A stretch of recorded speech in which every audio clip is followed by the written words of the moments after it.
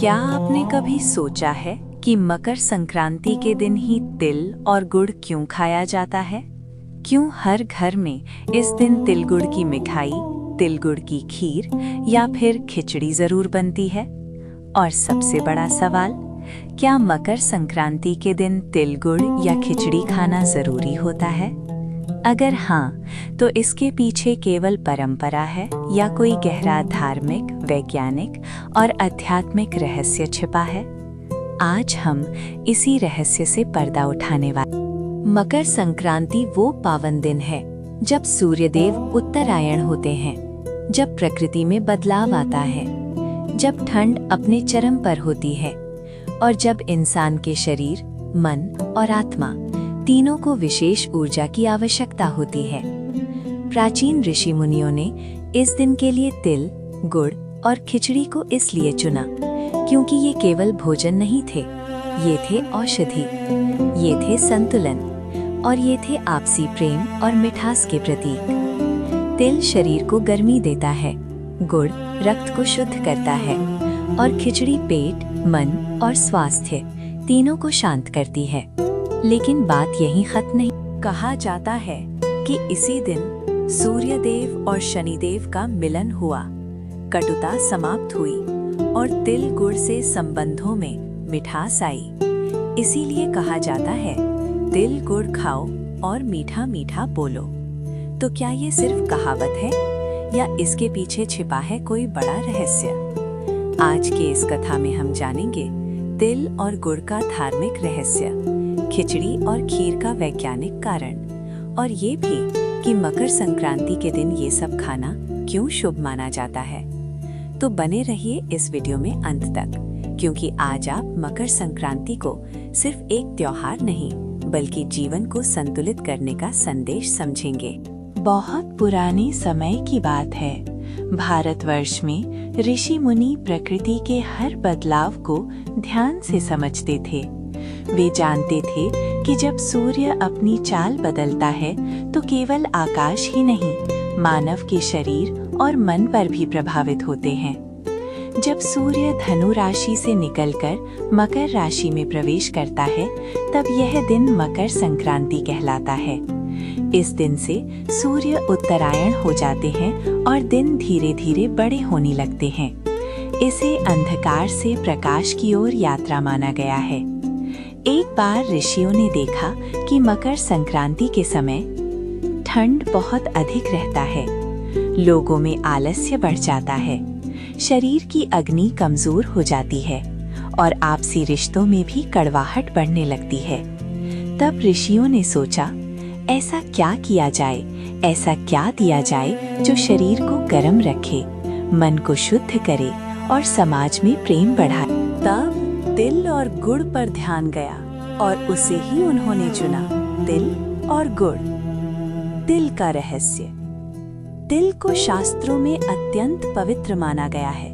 कहा जाता है कि तिल में भगवान विष्णु का वास होता है।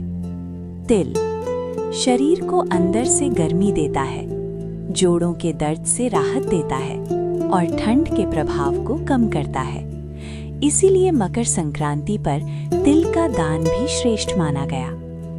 गुड़ का भी महत्व जानना जरूरी है। गुड़ को आयुर्वेद में अमृत समान कहा गया है। ये रक्त को शुद्ध करता है, पाचन शक्ति बढ़ाता है और शरीर में ऊर्जा भर देता है। तिल की गर्म तासीर और गुड़ की मिठास दोनों मिलकर शरीर और मन को संतुलित करते हैं। तो चलिए अब सुनते हैं सूर्यदेव और शनिदेव की पवित्र कथा। बहुत प्राचीन समय की बात है। देवताओं और ग्रहों के बीच संतुलन बनाए रखने की जिम्मेदारी 9 ग्रहों पर थी। इन्हीं ग्रहों में सबसे तेजस्वी थे सूर्यदेव और सबसे कठोर भी न्यायप्रिय थे शनिदेव। सूर्यदेव प्रकाश, ऊर्जा और जीवन के देवता थे, वहीं शनिदेव कर्म, दंड और न्याय के प्रतीक थे। लेकिन इन दोनों के बीच एक ऐसा संघर्ष हुआ जिसने तीनों लोकों को हिला दिया। कहा जाता है कि शनिदेव बाल्यकाल से ही गंभीर और शांत स्वभाव के थे। उनके पिता सूर्यदेव अत्यंत तेजस्वी थे लेकिन अपने तेज और अहंकार के कारण वे कई बार शनिदेव की उपेक्षा कर देते थे। एक बार सूर्यदेव ने सभा में शनिदेव की धीमी चाल और कठोर दृष्टि का उपहास किया। ये बात शनिदेव के हृदय में गहरी चोट बन गई।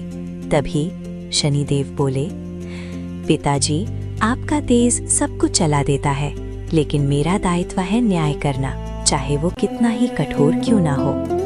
लेकिन ये बात बहुत ही गहरा लगा सूर्यदेव को, और उन्होंने इस बात को सूर्यदेव ने इसे चुनौती समझ। फिर क्या होना था?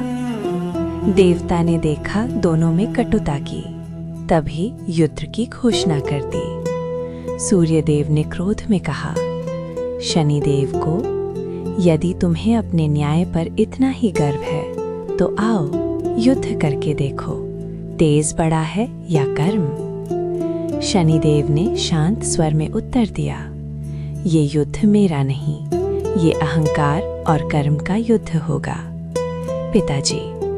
और तभी देवताओं के आकाश में युद्ध की घोषणा हो गई। तभी भयानक युद्ध होने लगा।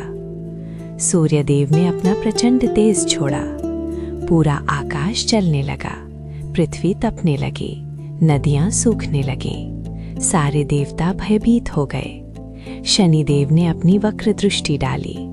जहां सूर्य का तेज पड़ा वहां बाधाएं आने लगीं। सूर्यदेव का रथ धीमा पड़ने लगा।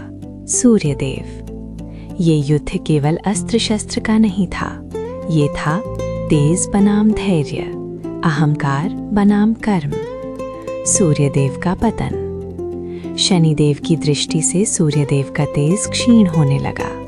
सूर्यदेव रोगी हो गए, उनकी ऊर्जा कमजोर पड़ गई। देवताओं ने देखा, जिस सूर्य के बिना जीवन संभव नहीं, वही सूर्य आज पीड़ा में था। देवगुरु बृहस्पति और नारद मुनि हस्तक्षेप करने आए। नारद मुनि ने सूर्यदेव से कहा, प्रभु, आपका तेज महान है, लेकिन न्याय के आगे कोई तेज नहीं चलता। तब सूर्यदेव को अपनी भूल का आभास हुआ। उन्होंने शनिदेव से क्षमा मांगी। सूर्यदेव बोले, पुत्र, मैंने अपने अहंकार में तेरे कर्म और मर्यादा को नहीं समझा, मुझे क्षमा कर दो। शनिदेव ने तुरंत अपनी दृष्टि हटा ली। उन्होंने पिता के चरणों में प्रणाम किया। शनिदेव बोले, पिता, मेरा उद्देश्य कभी विनाश नहीं था। मैं केवल ये दिखाना चाहता था कि कर्म से कोई नहीं बच सकता। तब शनिदेव ने सूर्यदेव को वरदान दिया, जो भी श्रद्धा से आपकी उपासना करेगा, उस पर मेरी वक्र दृष्टि नहीं पड़ेगी। एक कथा के अनुसार सूर्यदेव और उनके पुत्र शनिदेव के बीच लंबे समय से मनमुटाव था। शनिदेव कठोर थे और सूर्यदेव तेजस्वी। मकर संक्रांति के दिन सूर्यदेव ने अहंकार त्याग कर अपने पुत्र शनिदेव से मिलने का निर्णय लिया। शनिदेव ने सूर्यदेव का स्वागत तिल और गुड़ से किया। इससे दोनों के संबंधों में मिठास आई। तभी से कहा जाने लगा, तिल गुड़ खाओ और मीठा मीठा बोलो। इसका अर्थ था, पुरानी कड़वाहट छोड़ो और प्रेम अपनाओ।